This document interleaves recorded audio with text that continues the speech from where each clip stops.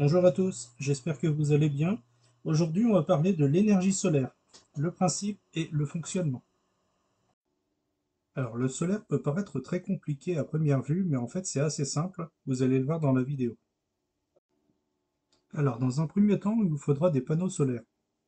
Les panneaux solaires, c'est des panneaux qui sont composés de cellules en silicium. Ces cellules photovoltaïques sont capables de capter la lumière du soleil, puis de la transformer en courant continu grâce à l'effet photovoltaïque.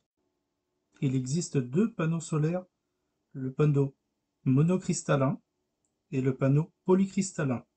Le monocristallin, c'est un panneau dont les cellules sont composées d'un seul bloc de silicium, lui donnant cette teinte noire. Il affiche les meilleures performances avec un rendement compris entre 16 et 24%. Puis le polycristallin, c'est un panneau qui est composé de plusieurs cristaux de silicium, ce qui donne une couleur bleu foncé sur le panneau.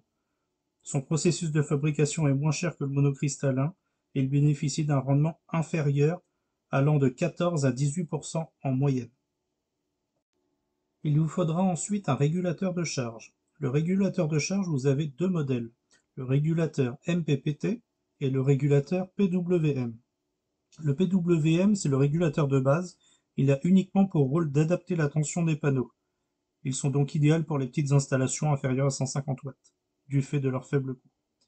Ils ne permettent pas de charger un pack de batterie 12 volts avec un panneau dont la tension est supérieure à 23 volts.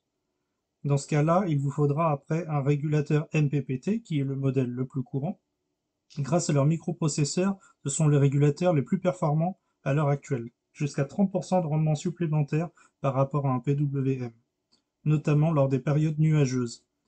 Enfin, les régulateurs MPPT acceptent une tension d'entrée plus élevée. Vous pouvez aller, sur certains modèles, jusqu'à 250 volts par rapport à un PWM qui, lui, donc, va être à 23 volts ou 55 volts sur certains modèles. N'oubliez pas d'adapter votre régulateur de charge en fonction de la puissance de vos panneaux. C'est-à-dire que là, par exemple, ce régulateur, c'est un régulateur MPPT 75-15. C'est-à-dire qu'il est capable d'accepter jusqu'à 75 volts sortis de vos panneaux et jusqu'à 15 ampères maximum. Donc comme je vous l'expliquais, il y a plusieurs régulateurs qui existent avec plusieurs puissances différentes. Donc à vous d'adapter après en fonction de vos besoins. Ensuite, il vous faudra une batterie solaire qui va vous permettre de stocker l'énergie récoltée par vos panneaux solaires. Donc vous allez avoir plusieurs modèles, principalement la batterie AGM, la batterie GEL et la batterie lithium. Les batteries AGM, c'est les moins chères. Vous faites environ 1500 cycles de charge avec une décharge à 30%. Il faut savoir que ces batteries-là sont plus aptes à fournir des courants élevés pendant une courte durée. Ensuite, vous allez avoir la batterie GEL. Vous faites environ 1800 cycles de charge avec une décharge à 30%. Elles ont une durée de vie un peu plus longue, donc elles sont aussi sans entretien. Par contre, elles ne sont pas prévues pour de fortes intensités. Puis ensuite, vous avez la batterie lithium. La batterie lithium, c'est une batterie qui vaut bien plus cher. Elle se recharge bien plus rapidement. Celle-ci, vous pouvez aller quasiment jusqu'à 100% de sa capacité. Elles sont super légères et vous faites environ, alors ça dépend des modèles, environ 5000 cycles de charge. Maintenant, on va parler un peu du branchement de tout ce matériel. Alors, on va avoir dans un premier temps besoin des panneaux solaires. Donc, il vous faut soit un ou plusieurs panneaux que vous pouvez brancher soit en série ou en parallèle. Si vous branchez vos deux panneaux solaires en parallèle, ça vous permet d'additionner les intensités.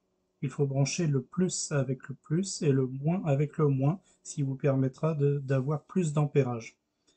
Après, vous avez le branchement en série, ça vous permet d'additionner les tensions. C'est-à-dire que vos panneaux qui font 12 volts, si vous branchez les deux ensemble, vous arriverez à 24 volts. Je vais vous faire un petit schéma rapide. Alors, dans un premier temps, il vous faudra votre panneau solaire avec ses branchements MC4. Ensuite, il vous faudra votre régulateur solaire, donc soit MPPT ou PWM, puis votre batterie solaire, donc soit AGM, soit GEL, soit lithium. Et ensuite, il vous faudra, si vous avez besoin, d'un convertisseur 12-230 volts si vous avez besoin de brancher un appareil comme une cafetière. Vous avez aussi à la sortie de votre régulateur MPPT une sortie auxiliaire qui vous permet de brancher éventuellement une lampe ou d'autres accessoires. Voilà, donc j'espère vous avoir éclairé sur le sujet. Si vous avez la moindre question, faut pas hésiter. Sachez que vous pouvez aussi rajouter des accessoires complémentaires à ce schéma, bien évidemment. Comme je vous l'ai expliqué, ça c'est un schéma qui est le schéma de base du solaire. Donc voilà. Donc si vous avez la moindre question, n'hésitez pas, j'y répondrai sans hésiter. N'oubliez pas de vous abonner, mettre un pouce en l'air et mettre un petit commentaire, ça fait toujours plaisir. Allez, bon courage, à bientôt!